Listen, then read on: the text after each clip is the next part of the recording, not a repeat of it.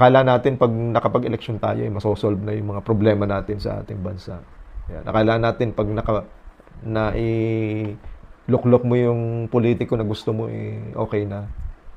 Yan. Kaya, bukod sa pagboto, kampanya ka pang katakot-takot, nakakalibre ng kampanya yung politiko.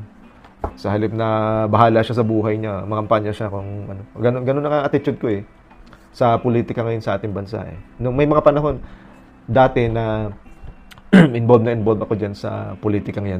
At least dito sa aming bayan, talagang tumutulong ako doon sa kampanya nung